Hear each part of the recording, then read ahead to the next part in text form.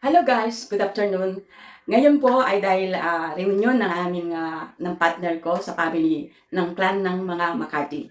Dahil po natutok po ako sa dessert at saka salad, ay ipapakita ko po sa inyo kung paano ako gagawa ng Mexican salad. Ito pong Mexican salad na ito ay natutunan ko nung nasa Paris ako. At ngayon, dahil dahil po nung birthday ng kapatid ni David ay isinerve ko na rin po ito at nagustuhan naman nila, kaya isiserve ko uli ngayon itong Mexican salad na ito at yung ginawa kong Christmas dessert cookies. Tara na, luto na tayo. Ano ang mga sangkap ng ating Mexican salad? Tara, ipakita ko sa inyo.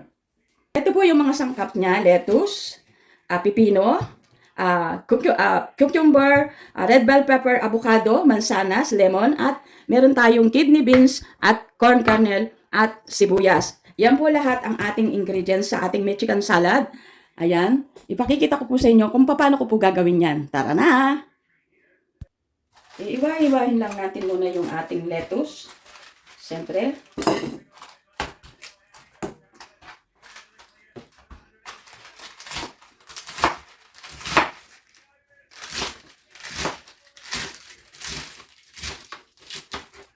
Yung tamang mahuya lang nila guys. Kailangan ihiwain mo yung tamang may susubo nila ng maayos. Yung hindi nalalaglag sa kanilang labi. Ayan. Ayan.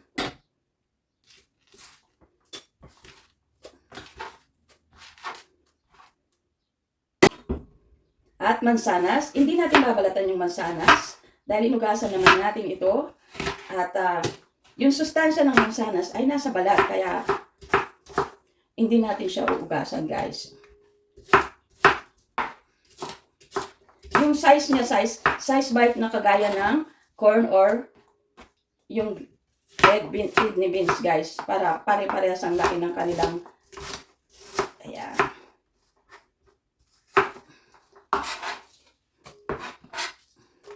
Kita natin yung lagayan. Ayan.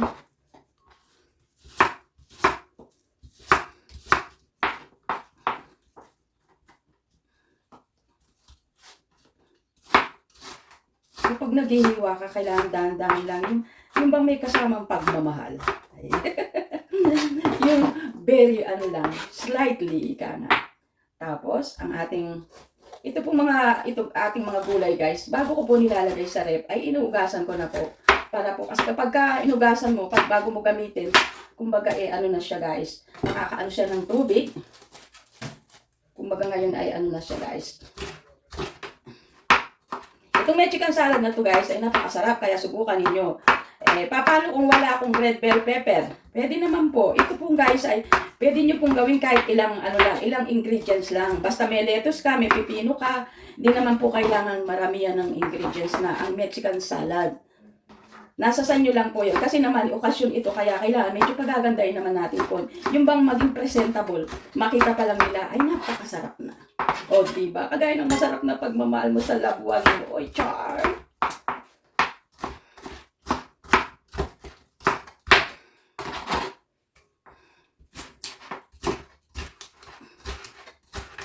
Ayan. Hindi ba maanghang yan? Ang red bell pepper po, hindi po maanghang ito. Ayan. Tapos sunod natin yung ating, dahil nang narating ng siling verde, ano?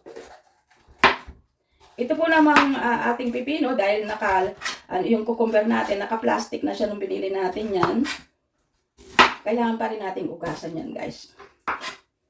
Kasi hindi natin alam yung plastic yan kung malinis ang pagkalagay.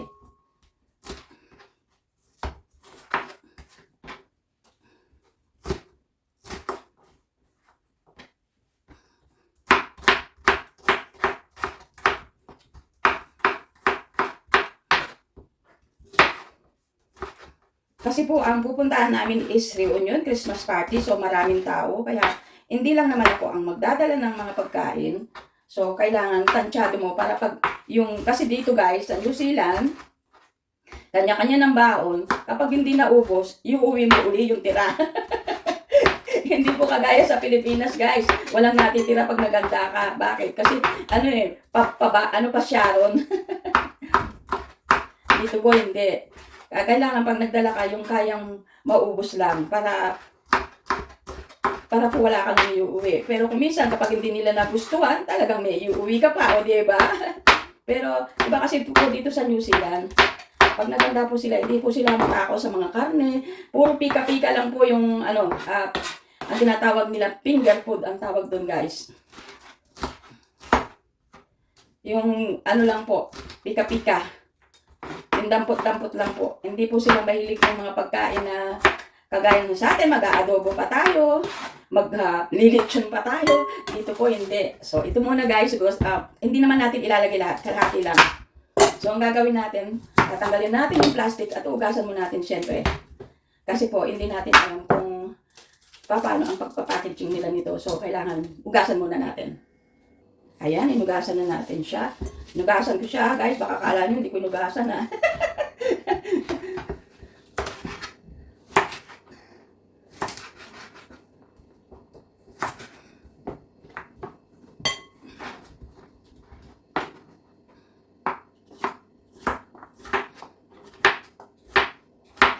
Ayan. Alam niyo po ba guys, na napakaganda sa katawan ng tao ang pipino. Kaya, ugaliin kumain ng pipino. Yummy.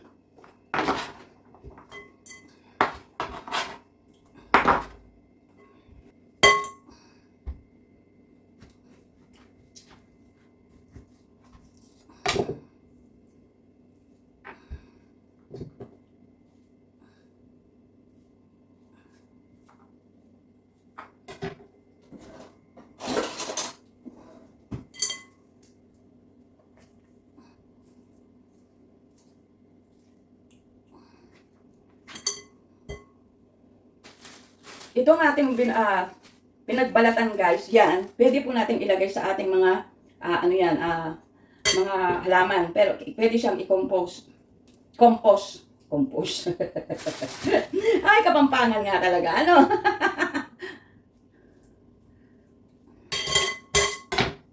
Guys, daldal ako ng daldal. Wala na pala yung guys. Wala na pala yung camera ko. Kaya, hindi ko alam kung nakita niyo yung paghihiwa ko ng sibuyas at ayan, yung avocado. Ito, ilalagay na natin yung corn. At yung red beans.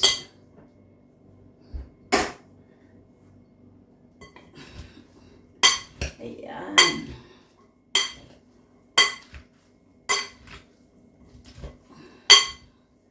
I-mix lang natin siya ng ganyan.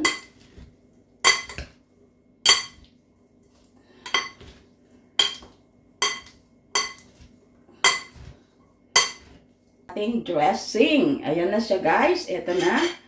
So, gawa muna tayo ng dressing. Mag-ano tayo ng half lemon. Squeeze natin siya.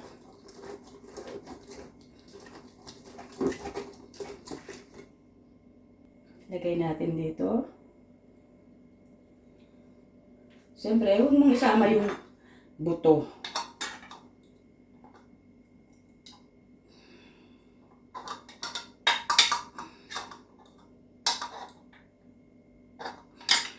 Oops. Sa amin huwag isama eh. Ayan. Garlic herbs. Paprika. Oops, napadami. Black pepper. Wala po kasi ako nung black pepper na brown. Kaya ito na lang pong natin.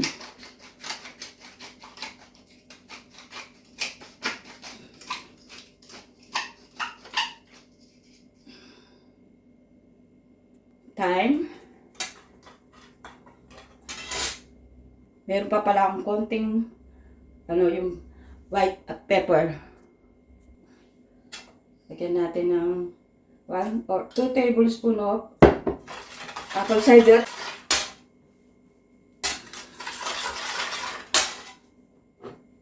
Apple cider vinegar at olive oil. Medyo dagdagan natin ng olive oil kasi marami po yun. Ayan.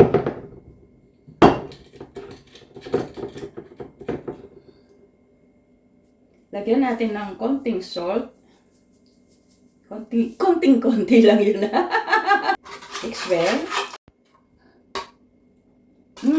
Akala ko guys, nakabukas yung ano ko. Hindi pala. Grabe. Kulang ng lime. Lagyan natin ng mayonnaise.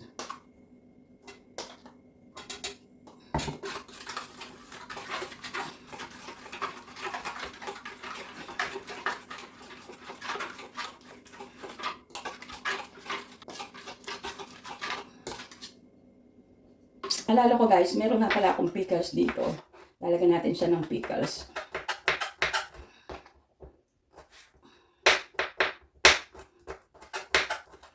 Para lalong sumarap ang ating Mexican salad.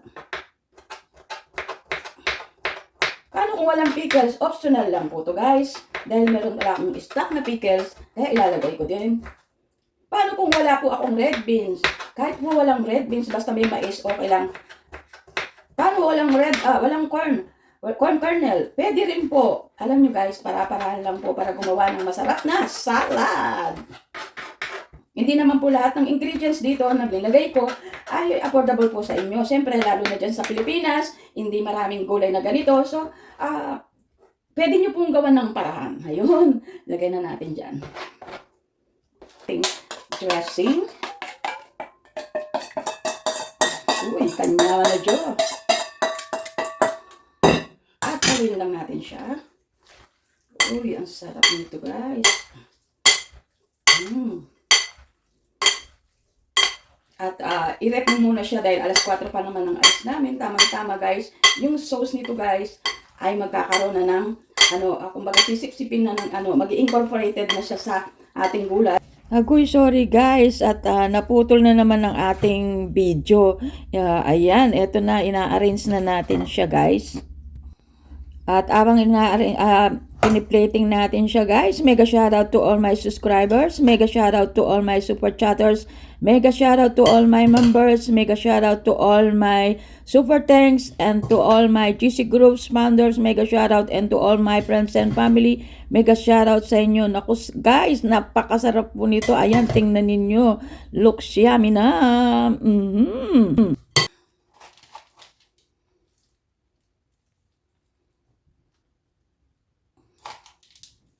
Meron tayong grated peanuts dito guys. Pinaka-garnishing natin para lalong masarap tingnan ang ating Mexican salad. Ayan. O, diba? Yan na po ang ating Mexican salad.